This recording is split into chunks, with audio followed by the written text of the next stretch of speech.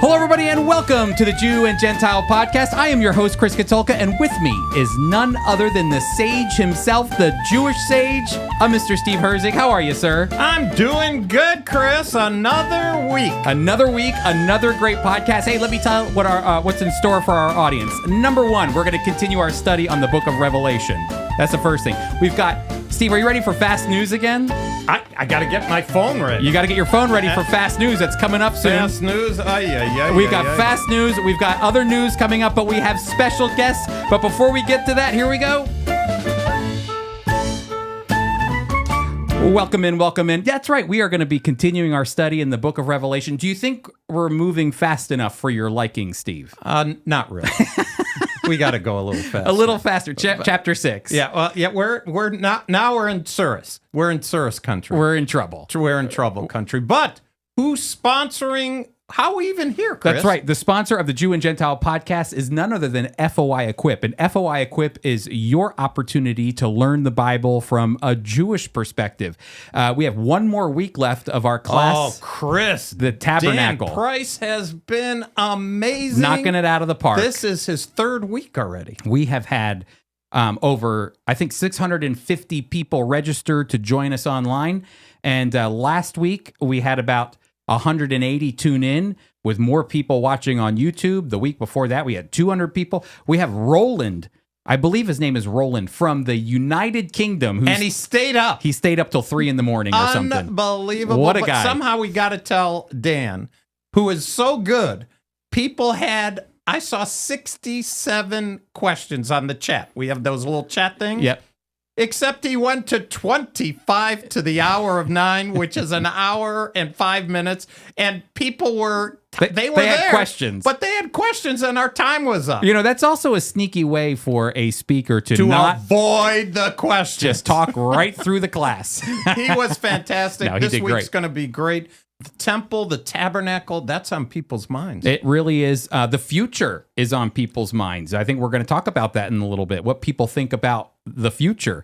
We have a Pew Research poll that we're going to be looking at in a little bit. But Steve, also, not only do we have the tabernacle coming up, but in February, we're going to have life as a Jewish believer. And you know what? Maybe we're going to get a little flavor of that today with our special guests.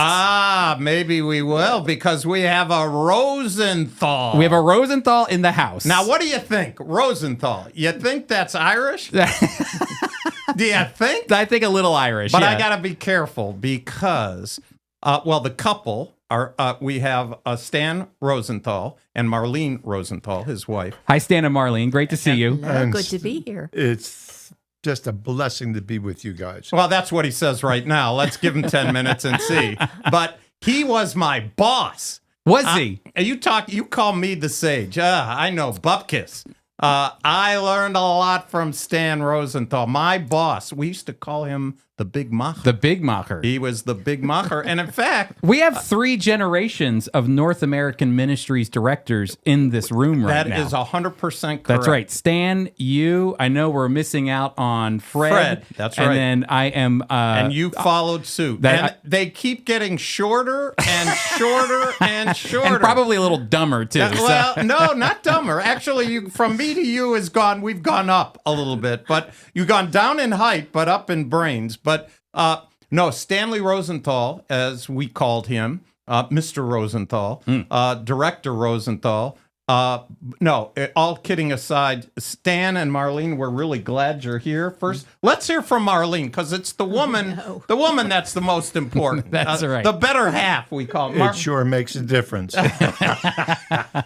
Spoken like a great husband. That's right. How many years, Stan, have you guys been married? 62. Amazing. 63 next month. They must have got married when they were 14 years old. Wait, there's a saying for this. There's a saying. Is anything okay? So, Marlene, tell us, when we were talking before, you said 37 times you've moved since you've been married. More than that, yeah. Oh, yeah, and you're so calm. I would say 37. Well, I'm in shock, you know. That's good. So, Marlene, tell us a little bit about your family. Children, grandkids? Goodness. Yes, we have 3 children, 2 girls and a boy. And we have 6 grandchildren and 5 great-grandchildren. Oh, yeah. Whose phone is that? That's I don't- mine. It's mine, of course. Oh, yeah. Is that one of the grandkids calling you? I thought so. Oh, No, where's it's this a coming from? solicitor. It's a solicitor. A solicitor. A solicitor, isn't You're it not- always? You're not home. The bills are paid, right? True. Well, we're glad you're here. In fact, Stan, your daughter Bonnie is married to Dan Pearson, Correct. who is our IT guy. But tell us, Stan, you occupied my seat for a while. Tell us a little bit about that. How many years you did that? What did you do after that? That's a good question. You don't know the I'm answer. going back pretty far. You are going and back. I'm getting older at the same time. Well, So we you can have can't the clock. We can give you a little music. Do, do, do, That's do, do, do. I was actually pastoring a local church here in South Jersey after I was leaving Philadelphia College of Bible. You went as an older student, right? Yes, I actually went when I was 30 years of age. You left the New York business world, right? I left the New York business world indeed, and it's been a real blessing. Were you at the Arch Street? Were you in Philadelphia when PCB was there, or when it was Langhorne? No, it was on Arch Oh, Street. no. It was but on Street, yeah, in Philadelphia. Yeah, that's where I went. Oh, you went to Philadelphia too? I was the last graduating class Okay. from downtown. Okay. Yep. Yeah, But in this fact- isn't about me. in It's fact, about right down the street from where the PCB was in Arch Street. Yeah. My grandmother, who came from Russia in 1908, opened up a bar Right. just down the street. You want to talk about? Yeah. She escaped from Russia, from the Russian pogroms in 1908 and Amazing. came to the States. And by the way, to bring about the concept of everything's in God's hands and the appointed time for everything. My grandmother came in 1908. My mother was born here in 1911. And that was not by mistake. God directed all this because it was my mother a few years later, a number of years later, came to know the Lord Jesus Christ as a Jewish woman. Wow. And that's a whole story to tell you some future time. We'll have to have you back on the podcast. Yeah, for we that only one. have. This is only one session, Stan. We can't Yeah. do 3 sessions I on hear that. you. But we'd love to At the some same time. That's right. Anyway, my mother got saved. And after my mother got saved, my brother Marvin and myself got saved. Amazing. And my oldest brother came out of Alaska from the military, and he thought we all fell on banana peels and cracked our heads a little, but he got saved. His wife, who used to work for Fred Astaire Dancing Studio, as well as my oldest brother, she was searching as a Jewish woman what is really right for her to believe. And my oldest brother said, you need to come speak to my mother and my brothers. And she did. And she came to know the Lord Jesus Christ, one of the finest, best missionaries I've ever seen in my life. And I've seen a lot of them. And then we have a daughter who went into the ministry. I have a nephew who has went into the ministry, all because of God bringing my grandmother to the United States and how God used all of that. And I can only tell you this, not anything having to do with patting any of us on the back, but God used our family unbelievably so. No over question all about these that. decades, not just hundreds, but thousands of people were introduced to Jesus Christ through God using so many of our family members. My wife is a Jewish woman. She married me, and only after she found out after she found out that she was dating a Jewish guy who accepted Jesus Christ, her family basically kicked her out of the house, very close to that, and she got saved. And our daughter in Florida is saved. Our son in Orlando is saved. God's used the family tremendously. And I mean that tremendously. and to God be the glory for it all. Well, I got to tell you a story. Chris, because this involves, we got to get the camera here. Here we go. You got to hold it up. Hold it up to this camera. Stan doesn't remember. That's me, if you can see that picture. Let me see that Yeah, picture. you could stick I'm it in gonna front for of our the camera. YouTube crowd. That's right. For the 6 of you, or maybe 7 who are listening now or watching, you could see it. So we have a magazine called Israel My Glory, and Stanley, of course, was my boss. And he sent me, we no emails, we didn't have cell phones or anything like that. And I get in the mail, my wife says, "Oh, you better look at this." I open it up. There's a ripped out page from IMG, and it's got this picture circled in red. Yep. From my boss, Stan Rosenthal, saying, "Get a haircut. I can't find your face. This person thinks you're the Antichrist." So I called him up. He said, "I got to find your face. I can't see it." So I said, I'm sorry. That's the way it is. I trimmed it, whatever. Then a few weeks later, Alice, my wife, tells me, we got some mail from FOI from Stan Rosenthal, and the same picture. Did he tell you to keep the hair? No, a person circled it and said, "This person, he looks so nice. He looks like the Holy Spirit's gotten a hold of him. I want to start supporting his work." That's a true story. I love it. Only with FOI. Now, Stan, your brother, you mentioned him. Yes. Marvin Rosenthal. He Yes. was an executive director here. He was. He was the second director here. Interestingly. And of course, he hired his brother, He did. from one Rosenthal to another, right? And so you came on as the national director. And I remember being in Collingswood, hearing you guys argue. Oh, you never argued, did you? Oh, you had to be at our home to hear about that. Even when he was in Florida and we were still back in New Jersey at that point, every time we visited them, from roughly 7 o'clock in the evening till 2 in the morning, Marv and I would be discussing things and arguing. Discussing. I love that That's a word, better Chris. word. You know better than That's that a better by now, word. right? That's a better word. That's right. Yes. Yes. But, it's been just such a blessing to be able to be a servant of the Lord. You were talking to everybody that's hearing this about your boss. I was never your boss. I was a That's servant. news to me, Stan. I was a servant of the Lord that was being used good. to teach. He never described it that way. Said, "I want you to do this. You better." He never said, "I'm the servant of the Lord. Would you mind doing this?" Never. Live and be well. I never heard that from Stan either.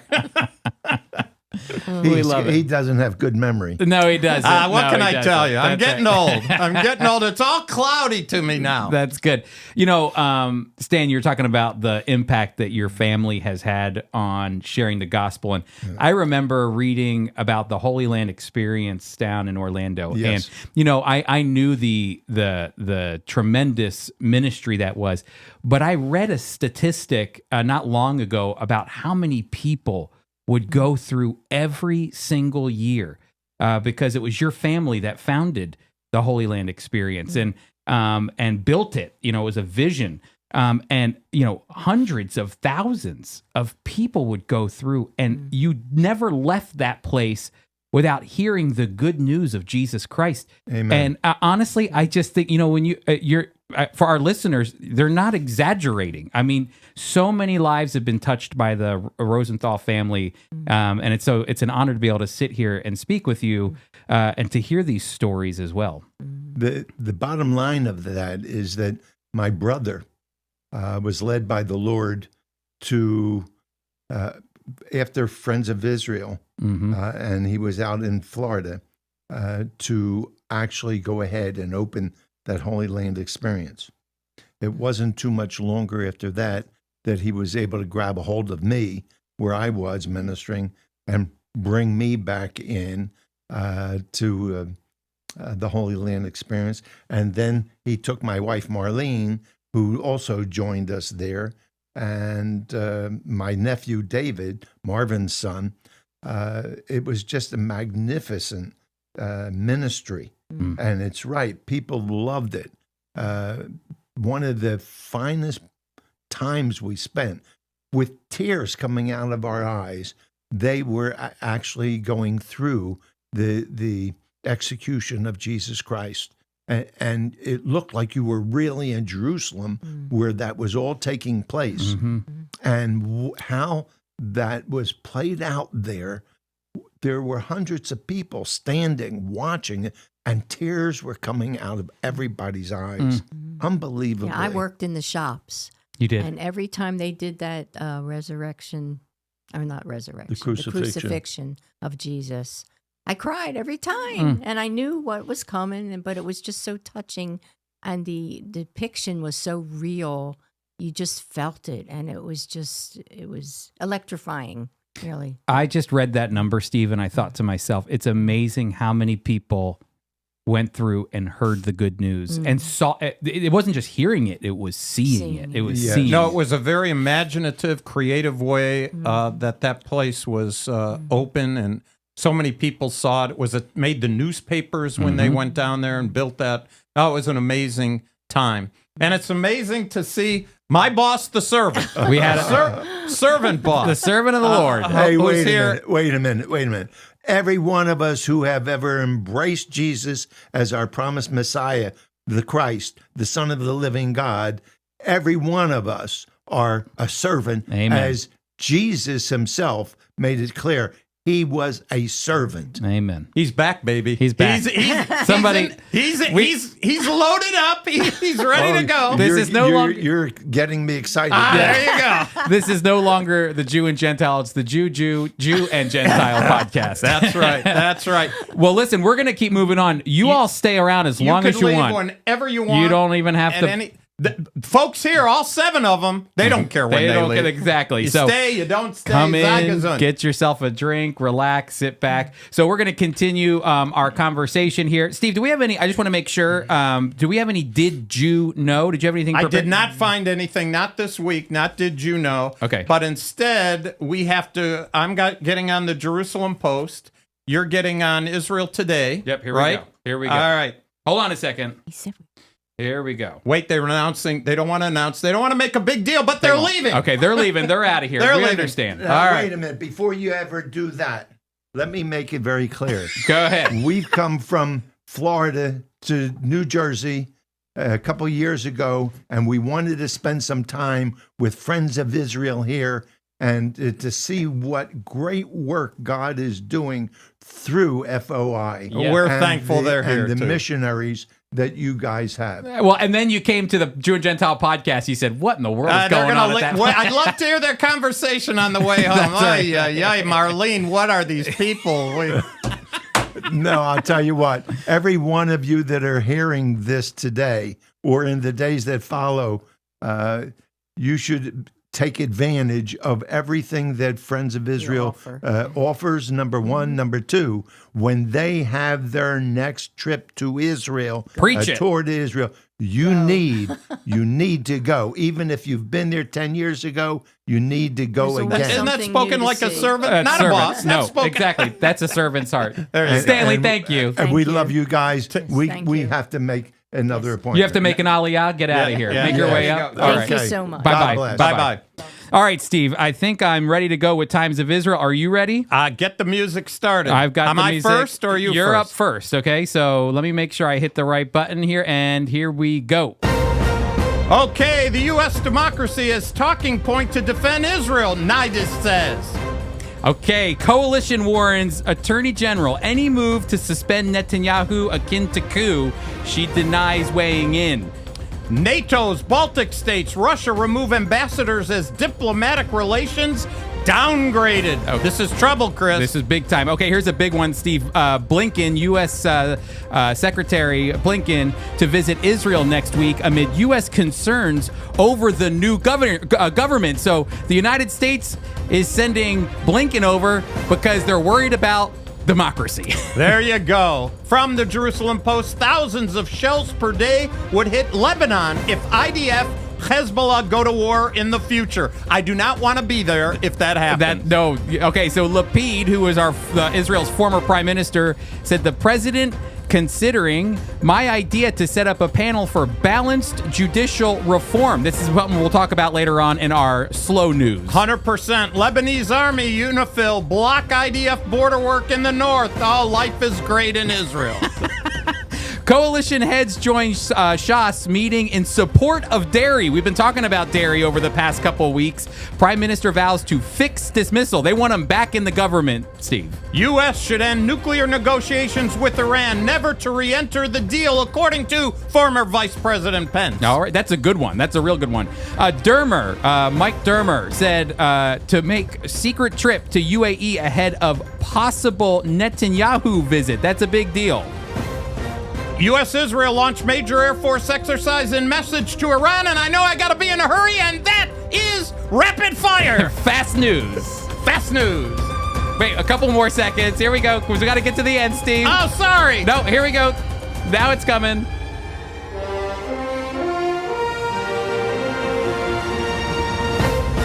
All right, that was fast. We were terrible. Yeah. We'll work on it.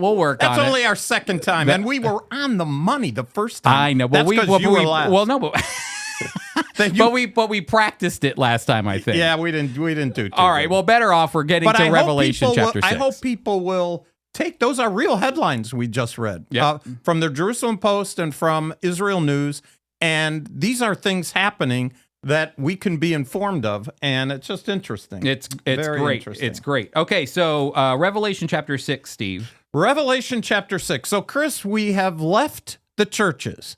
Chapters 2 and 3. We were introduced to the revelation of Jesus Christ, Yeshua HaMashiach, the Messiah, and John seeing him from the Isle of Patmos, his glory.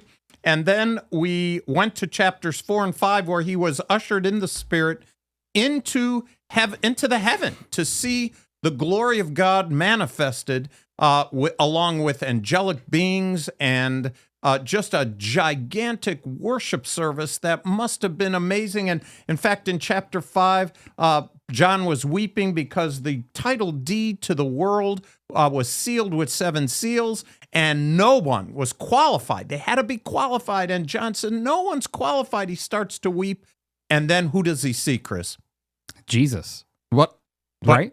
Breaking the seals. Well, he's the lamb that looks as though has been slain. He's the only one qualified, the Lord Jesus, to break the seals. And now we're coming to chapter 6. Why don't you start us off? Yeah, it's the breaking of the seals that takes place here. The only one qualified. No one else could do this. And I'd like to add this too, Steve, is that we're entering into this judgment. John is still in a vision. It's not as if he's brought up by the Spirit into heaven. A door opens. God is giving him this vision of him in heaven, everyone worshiping him, the idea that he's the right judge on the throne. He has the right to be able to judge. And so what we're seeing now is, as he's still in this vision, he is looking, he's watching these things happen. The judge is judging now. But we talked about this actually earlier. We did, but we have to be clear, as we have to give a little background here because of the chronology of the book of Revelation. When I was back and when you were back in Bible college, we took, both of us at different time periods, took a course called Daniel Revelation. And when you're reading Revelation, it's very helpful to have already read Daniel because it gives us perspective.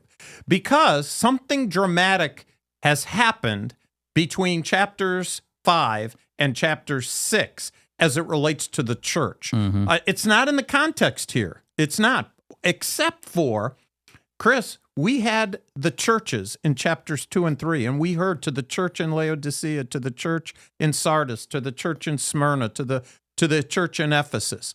Chris, from chapter 6, we won't be reading about the church. There's no mention of the church until we get to Revelation chapter 19. We'll hear about it again.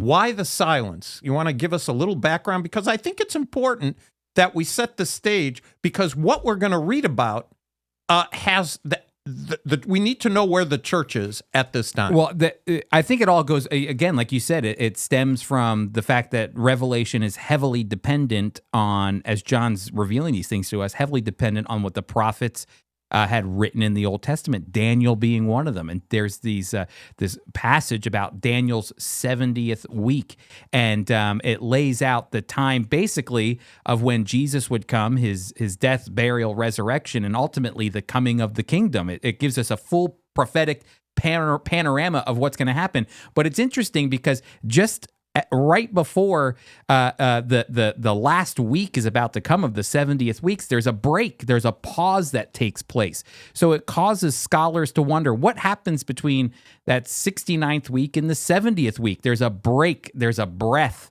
And I don't take those breaths, those pauses lightly. We see it even in Ezekiel chapter 37, when you see that God is giving a vision for the resurrection of the people and the nation of Israel, and them dry bones. Those dry bones come back to life, and he forms them. But then the bones just stand there lifeless. It's a lifeless breath in them. But there's that's right. There's no breath of God that's been breathed in them.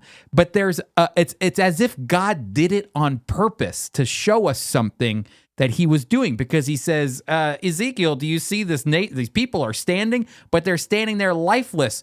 What do we do now? And Ezekiel, I don't know. I don't know. And he goes, I'm going to breathe my breath of life, prophesy the breath of life into them, and they will live.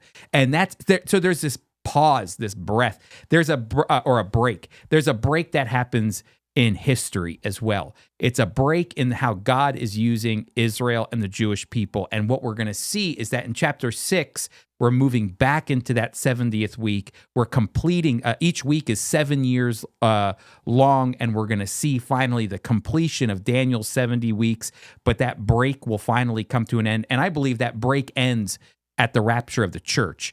So that is one of the first events that happens, and then we begin the process of moving into a 7-year period where God focuses on Israel and the Jewish people again. Well, one thing that's so important that I learned as a Jewish person, the idea of the church, if you would have told me about the church before I knew about the church, nothing but tsuris, Chris, nothing but trouble.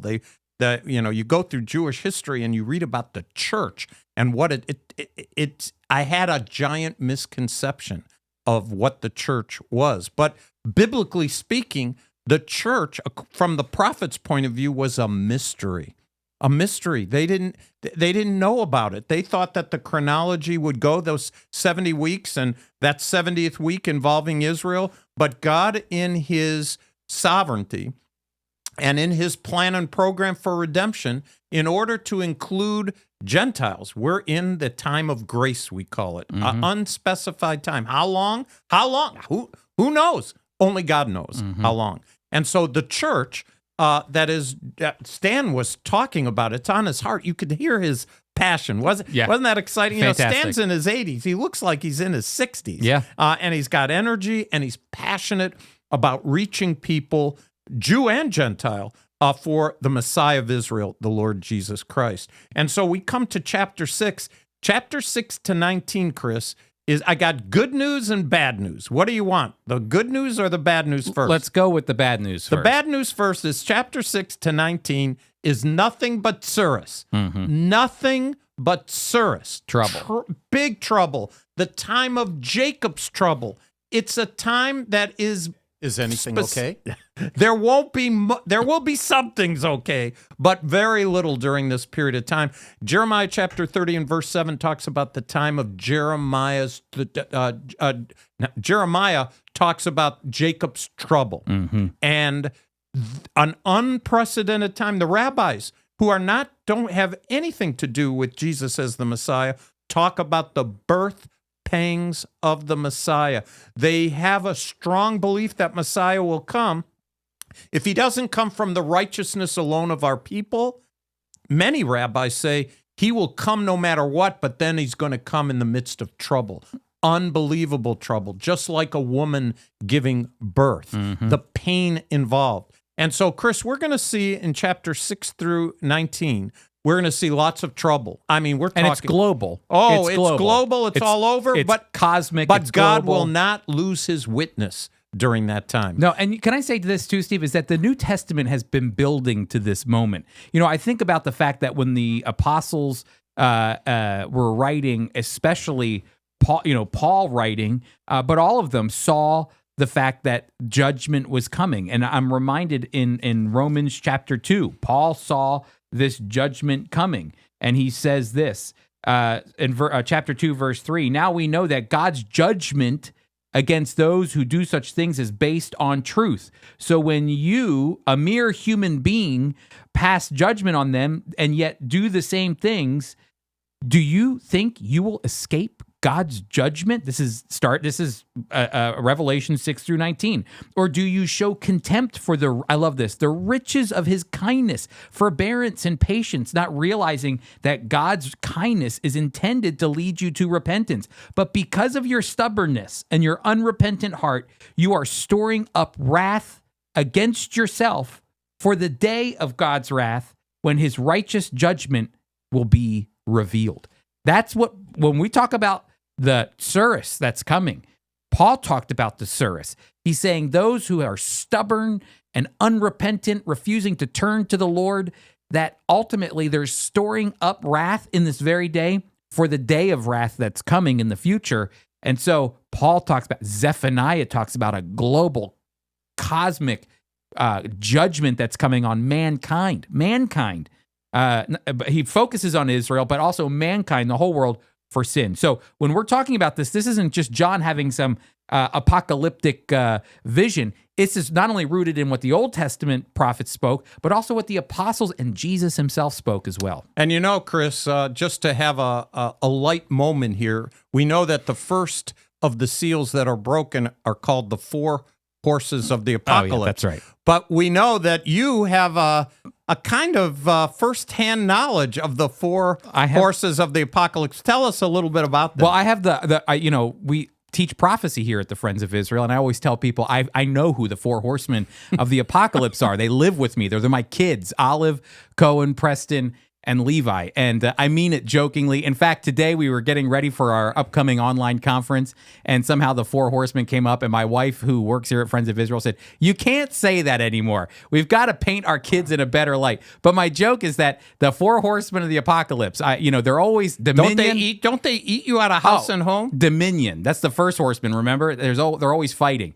The second is that they're always eating me out of house. There's a famine in the land all the time. There's always economic turmoil. Why? Because I got nothing. I got bupkis because these kids, they cost so much. There's pestilence because they go to school and they bring back, before even COVID. So you get sick all the time.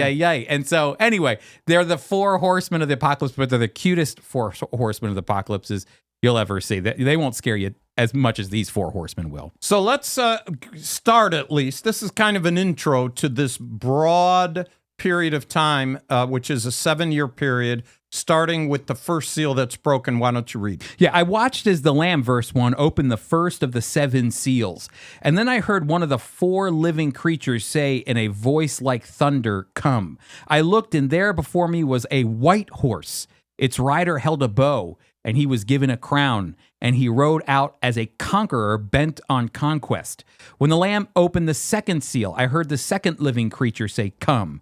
Then another came out, a fiery red one. Its rider was given power to take peace from the earth and to make people kill each other. To him was given a large sword. And when the Lamb opened the third seal, I heard the third living creature say, "Come."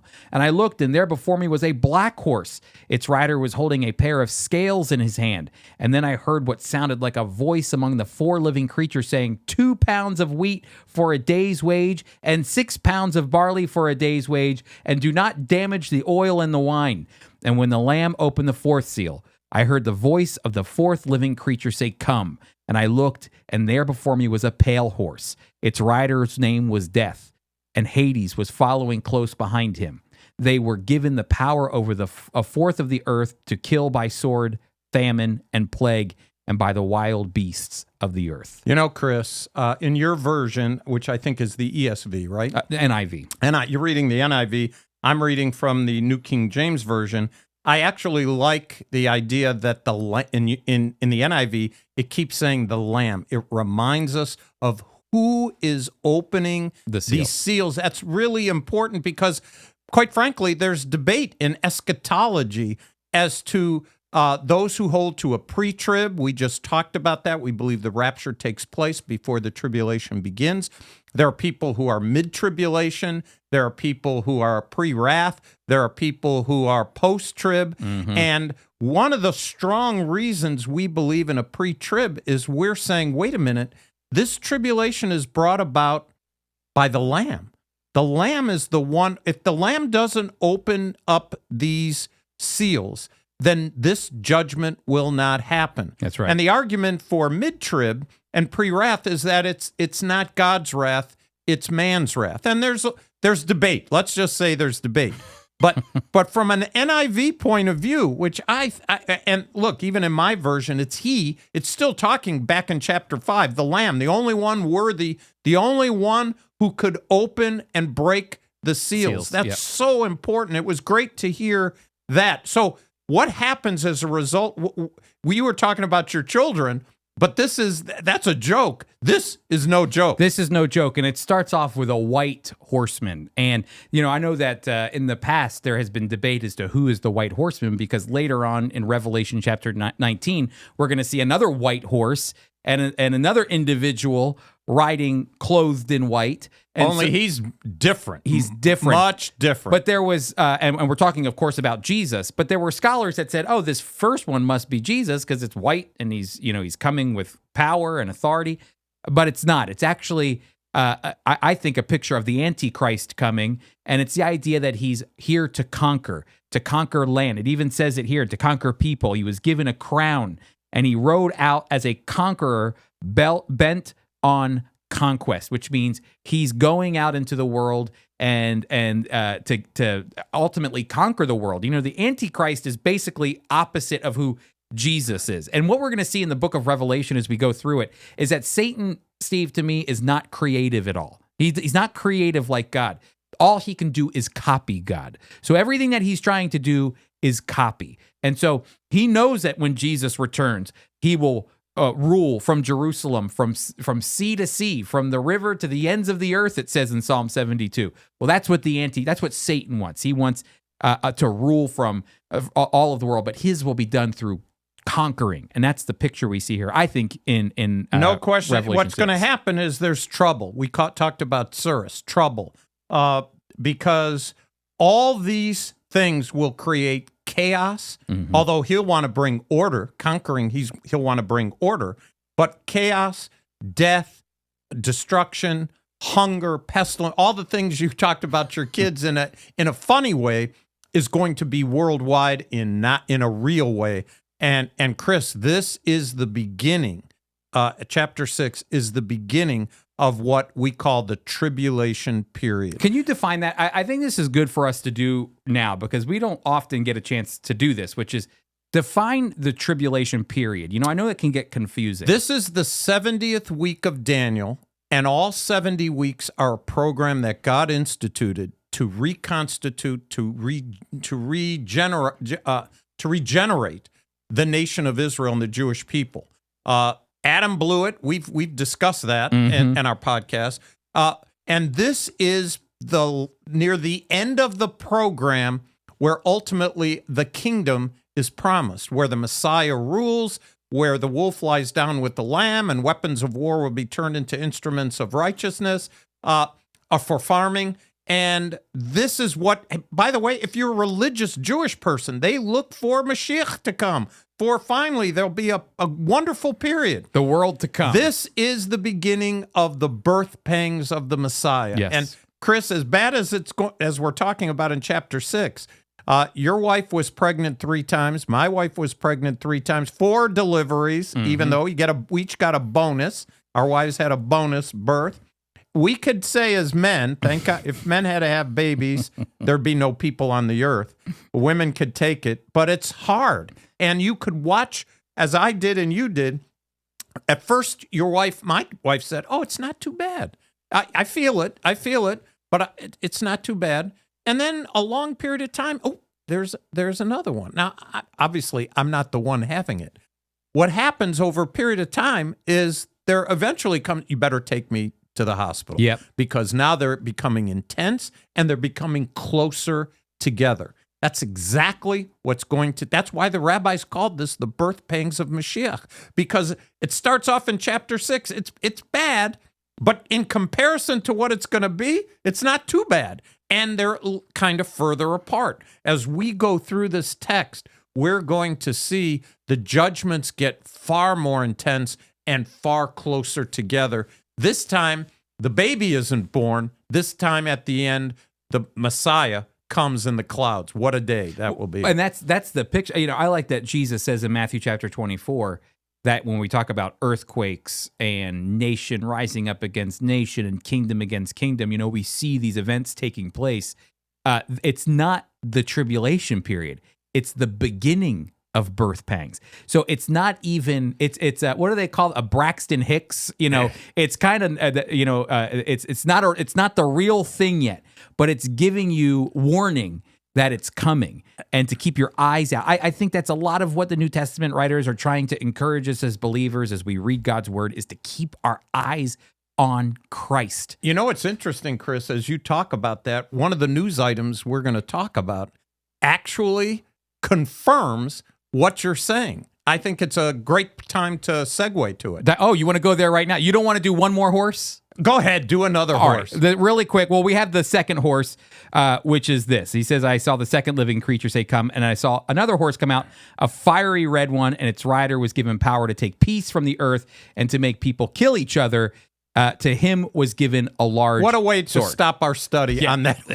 Taking all peace away. Ay, ay, ay. But that is exactly, again, if you notice, Antichrist is always opposite of what Christ is to do. So Christ doesn't have to conquer. He comes, he speaks a word, and every knee will bow and every tongue confess that Jesus Christ is Lord. Antichrist has to go through and conquer. The red horse is coming. And notice, when Jesus comes, he's the Prince of Peace. He resides in the city of peace, and he brings peace, as you mentioned. But yet this horse, when it comes, is not bringing peace. In fact, it says that the rider was given power to take peace from the earth and to make people kill each other. And so, again, it's the picture being opposite of everything that Jesus is what we're seeing in these four horses. So I guess we can pick up next week and continue our discussion. I think we should, because let's go to the news, Chris, because it kind of is, we're still there, only now we're going to look at a news event that kind of talks about the things that we're seeing right now, which are kind of precursors to what's really going to happen once the tribulation starts. And I have here, Chris, a Pew, P-E-W, Research Center survey. And this is from Pew Research Center. So that's the website. And here's what it says. It's from December 8th, 2022. About 4 in 10 U.S. adults believe humanity is living in the end times. Chris, that's 40% of Americans believe right now we're living in end times. And isn't that exactly what you just said? Yep. That Jesus said in Matthew 24, that where he talks about those are just that's just the beginning. That's exactly right. It's just the beginning of the birth pains that are coming. But these are large numbers. I know it doesn't sound like it, that we're talking about a 4 in 10, but that's almost a half of Americans believe that we're living in the end times or close to the end times. And I'm sure what's happening, Steve, is they're doing exactly like you said, what Jesus was saying. When you look around, you see what's going on globally. And I'm going to tell you something. We have something, Steve, that people didn't have for thousands of years after Jesus spoke these words. And that's that we have news. And news does nothing but promote what's going on around the world constantly. And maybe even it creates some of the problems that we're dealing with today. But the news gives us insights globally into the turmoil in the world. And so I'm sure even with that, what we're able to see is that the beginning of the birth pangs is here. It's been around, but it's ultimately going to find its culmination in tribulation. Chris, Pew breaks it down to interesting statistics. And I'm just reading what they say. First of all, if you're a Republican, 45% of Republicans believe we're living in the end days. If you're a Democrat, 33%. That's a lot. That's still a lot of people. But if you're white, 34%. If you're black, 68% believe we're living in the last days. Hispanic, 41%. Asian, 33%. Even if you're an atheist, 9% of atheists believe we're living in the last days. That's amazing. How is that possible? I don't know, but that's what it says. It says this too: Christians, U.S. Protestants in evangelical and historically black traditions, especially likely to believe humanity is living in the end days. Christian, 47% believe do. Protestant, 55%, evangelical 63%, mainline denominations 31%, historically black churches 76%, Catholic churches 27%, other religions 29%, and that's where you got your atheists, agnostics, and nothing in particular. So even people who go, I don't really know what I believe in, even they think 30% think we're living in the last days. Chris, people are edgy, not in a mean way edgy, although some might be, but I'm talking, people look around and say, what is going on? My mother, who is not a believer, my mother, who is going to be 99 years old in March, will tell me, Steve, what in the world is going on? This world is mishigas. She said, it's mishugana. She's everything that was a foundation for her. That's right. Seems to be pulled out from under her. She's lived through 2 wars, the Korean War, the Vietnam War. She's lived through depressions. She's lived through all kinds of ups and downs from the market, working, retired. She has told me, Steve, I've never seen anything like this. And I think the Pew Research survey indicates to us that in America, they're wondering too. They're on edge. Yeah, I think a lot of people are on edge. You know what, though? I want to remind our listeners that I think the Apostle Paul was on edge. You know what I was reading the other day was 1 Corinthians, when he says, you know what? This is my opinion, so take it with a grain of salt. If you're not married, don't get married. I love this. Yeah, you know, if you're a single guy, the only thing you have to worry about, or a single girl, is the Lord. But if you get married, now you got somebody else you have to take care of, or a family. I know exactly. I read that and connected with it right away. And I love my family. I serve my family with joy. But I understand what he's saying. You know, if you're single, you can just completely dedicate your life to the service of the Lord. But the reality is that Paul was saying those in light of the fact that Jesus is coming soon. Do you want to, in my opinion, he's saying, do you want to get married and go down that path? The end is near. And I really think Paul lived with that mentality. And here we are 2,000 years later. And you know what? I still think we need that mentality. I think we've lost it, but I think we need that he thought the end was near. That's right. He's only been gone a couple days. I love it when you say that. So anyway, very interesting poll. You can get that Pew Research poll. We'll have it in our show notes. The other one, Chris, you sent me, so I'm going to turn it back to you. Yes. But I'll just read the headline. You sent this to me, and we've been laughing back and forth because in Israel, they're making a big tzimis. That's not the Yiddish word for the day. Big tzimis means a big deal. A big deal. About the Supreme Court and the Netanyahu and democratic country. Israel's judicial reform controversy is much ado about nothing. I love this. Yeah, I found this and I loved it too, because all of the major news outlets are trying to tell you something. There were 110,000 Israelis that took to the streets of Tel Aviv to protest the Netanyahu government because of the judicial reforms that they're bringing. But no one ever says the reason why they're bringing the judicial reforms. It is I learned this term, and I think it's here in the way that the media is promoting it. It's gaslighting. It's showing sharing something that's not there. And tell us, gaslighting is a word that we use. A lot of people use, but not everybody is familiar with. Yeah, I think it has to do with the idea that you're looking at something, you're hearing something, but the truth isn't always there, that they're sharing one thing, but you're getting another. And so that's what's happening when they're talking about this judicial reform that's taking place in Israel. And so, they're these Israelis, which they have every right to do because it's a democracy, are taking to the streets and saying, this is a coup to prevent the government takeover.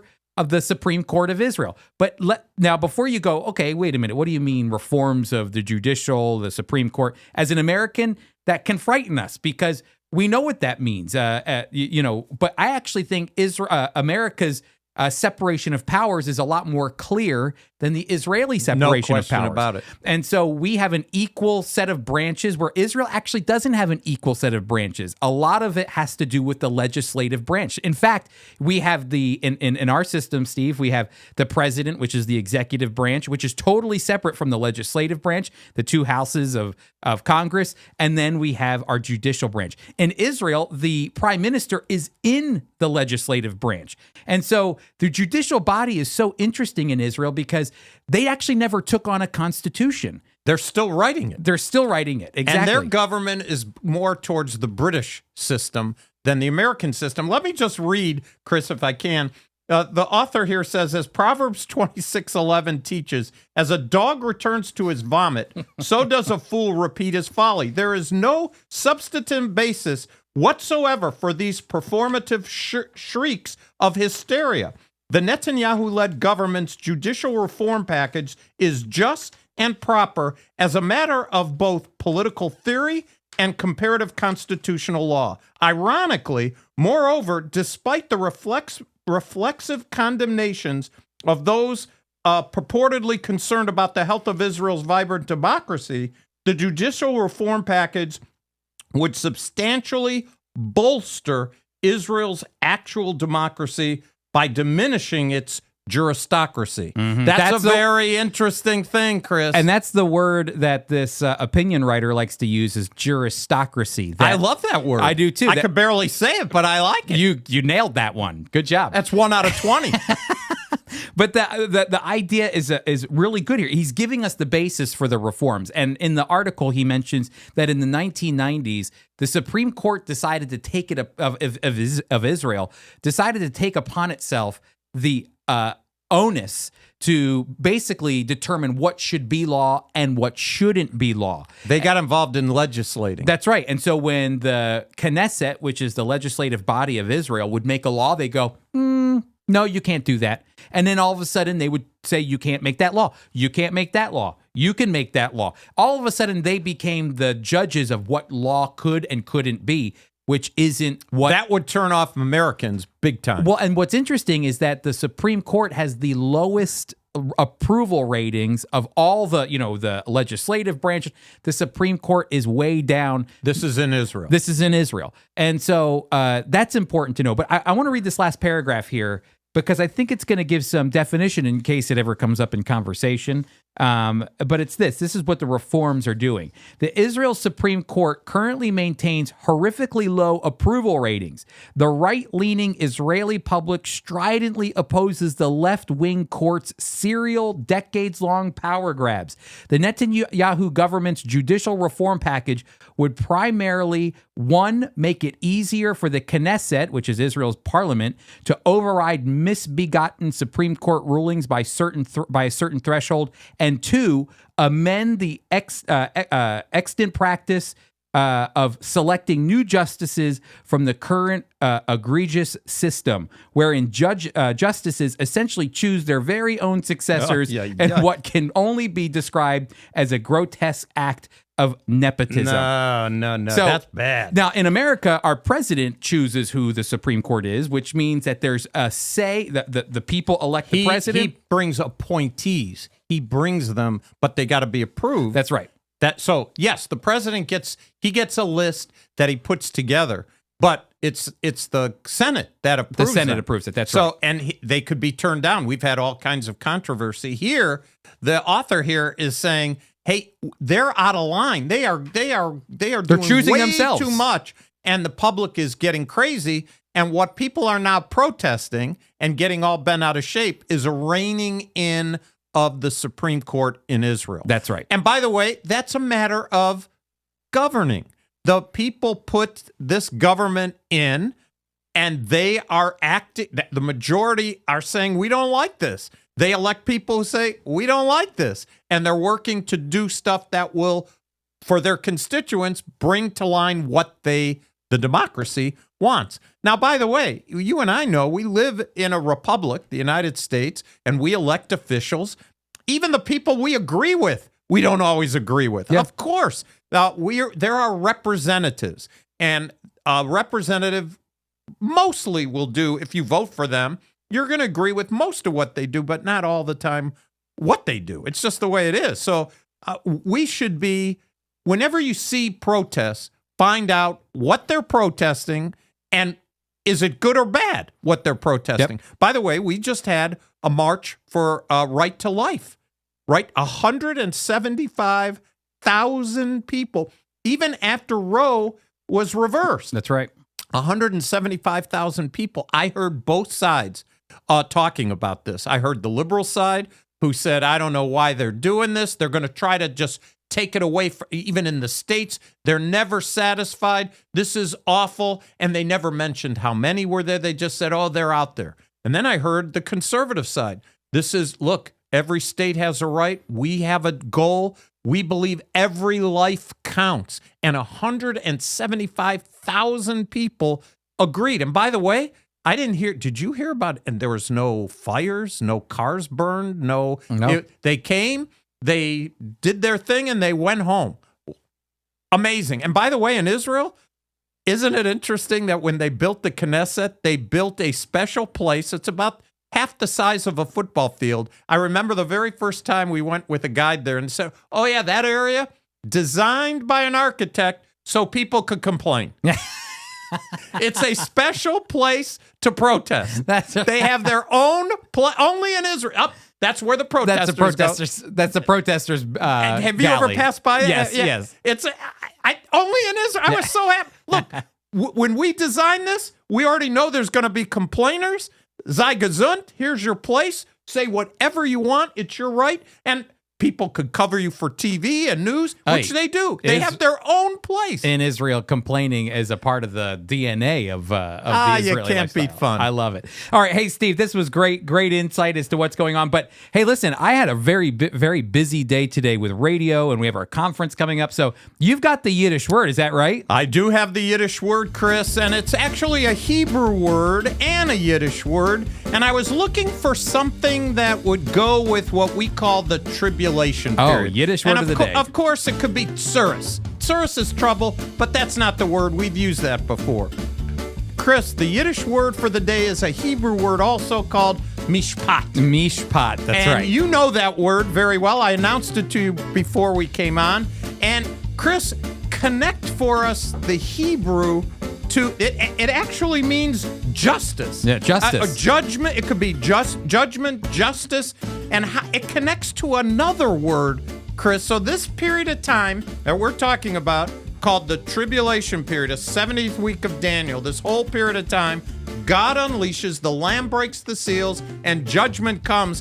But what word springs from that, Chris? But it's also the word for tzedakah is another one. Tzedakah. That's the Jewish National Fund. That's right. Tzedakah. Tzedakah is righteousness. Righteous. And it actually mentions that, too, as it talks about the righteousness of God. Remember, Paul says that. He goes, that judgment will come and the righteousnthe of God will be revealed. That's the idea. It's amazing that judgment, boy, Chris, justice today, all the college campuses demanding justice.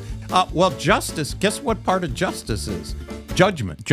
And when Jesus judges, it's a righteous judgment. But we often think of judgment in light of, like you said, the negative. But there's also a vindication with judgment in fact, as well. Chris, it says, but it means more than just the punishment of wrongdoing. It also means giving people their rights. Mishpat is giving people what they are due, whether punishment or protection or care. Mm-hmm. There's a second Hebrew word, sometimes translated as just, tzedakah. Can I just say, pretty soon, as we go through Revelation, we're going to hear two voices. We're going to see the ones who are running from God's judgment and punishment, but we're also going to hear those martyrs who stayed faithful to the bitter end and died for the testimony of Jesus Christ, and they are under the altar, and they are saying, Lord, when will you vindicate our name? Which means, when will your justice be poured out on our side. And so that's what they're waiting for. That's what we're waiting for as Christians. Amen. And so that's the picture of Mishpat, the Yiddish word of the day. Wonderful. All right, everybody. That's the Yiddish word, Mishpat. Hey, thank you so much for being a part of the Jew and Gentile podcast. Just a fresh reminder, go to foiequip.org, foiequip.org. You can do it right now. Dan Price. Dan Price is coming up with his last class on Thursday night, this Thursday, where you're going to be able to hear his last class on the Tabernacle. Then in February, we have the roundtable of what it's like to be a Jewish believer, a heavenly bound Hebrew. That's going to be with Steve and all of our friends here at Friends of Israel who are Jewish believers. I don't think I'm going to get a word in, but I'll get the last word here. Have a great one, and we'll see you next week.